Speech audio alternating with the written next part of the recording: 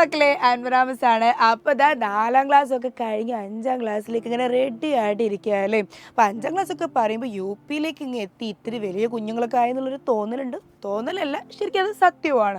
അപ്പോൾ ഈ ഒരു പ്രായത്തിലാണ് നമ്മൾ പൊതുവെ എന്ത് ചെയ്യുക, ഇത്തിരി കൂടി സംസാരിക്കാനൊക്കെ തുടങ്ങും അല്ലേ. നമ്മൾ ഇത്തിരി കൂടി അറിയാത്ത ആളോട് സംസാരിക്കാൻ തുടങ്ങും. നമ്മൾ ഇത്തിരി കൂടി ക്യൂരിയോസിറ്റി ഒക്കെ നമുക്ക് എന്ത് ചെയ്യും, നമുക്ക് ഉണ്ടായി തുടങ്ങും ഇനി അങ്ങോട്ട്.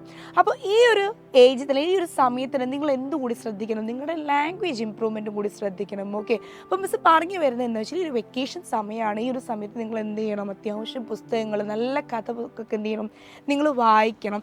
ഇത്തിരി നല്ല നല്ല കുഞ്ഞു സിനിമകളുണ്ട്, കുട്ടികൾ കാണേണ്ട ഒത്തിരി സിനിമകളൊക്കെ ഉണ്ട്, നെറ്റ്ഫ്ലിക്സ് പോലുള്ള ഇതൊക്കെ ഉണ്ട്. ഓക്കെ, നിങ്ങൾക്ക് എന്ത് ചെയ്യാം, അത്ര നല്ല നല്ല കിഡ്സ് മൂവീസൊക്കെ വാച്ച് ചെയ്യാം. പിന്നെ മിസ്സിന് പറയാനുള്ളത്, ഇത് നിങ്ങൾ എന്ത് ചെയ്യണം, കേൾക്കണം ഭാഷകളൊക്കെ. ചെറിയ ചെറിയ കുഞ്ഞു ടോക്ക് ഷോസ്, കുഞ്ഞു ഷോർട്സ് ഒക്കെ എന്ത് ചെയ്യണം, നിങ്ങൾ കേൾക്കണം.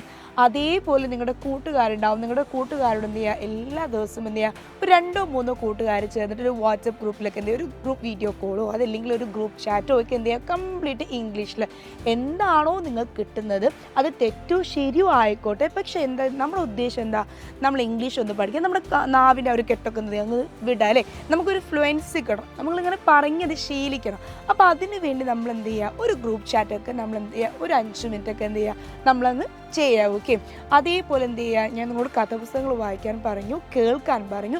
ഇത്തിരി എന്ത് ചെയ്യുക, ന്യൂസൊക്കെ കഴിയുകയാണെങ്കിൽ നിങ്ങളൊന്ന് കേൾക്കണം. ഓക്കെ, അപ്പോൾ ഇങ്ങനെ എന്ത് ചെയ്യുക, ഒന്ന് പ്രാക്ടീസ് ചെയ്ത് തുടങ്ങി നിങ്ങൾ നോക്കുക. അതിനുശേഷം ഓട്ടോമാറ്റിക് നിങ്ങൾക്ക് തന്നെ ഫീൽ ചെയ്യും എന്ത്, നിങ്ങളൊരു വൊക്കാബുലറി ഇമ്പ്രൂവ് ആകുന്നത്, നിങ്ങളുടെ ആക്സെൻറ്റ്, നിങ്ങളുടെ ഉച്ചാരണങ്ങളൊക്കെ എന്ത് ചെയ്യുന്നത്, നന്നാവുന്നത്. അപ്പോൾ അത് നിങ്ങൾക്ക് തന്നെ എന്ത് ചെയ്യും, ഓട്ടോമാറ്റിക്കായിട്ട് ഫീൽ ചെയ്യാൻ തുടങ്ങും. തീർച്ചയായിട്ടും ബാക്കിയുള്ള കാര്യങ്ങൾ എന്ത് ചെയ്യാം, നമുക്ക് നമ്മുടെ ആപ്പിൽ വെച്ച്, നമ്മുടെ സാഹിത്യത്തിൽ ആപ്പിൽ വെച്ച് കാണുമ്പോൾ മിസ് കൂടുതൽ ടിപ്സ് എന്ത് ചെയ്യും, അവിടെ നിന്ന് പറഞ്ഞു തരാം. Okay, bye bye.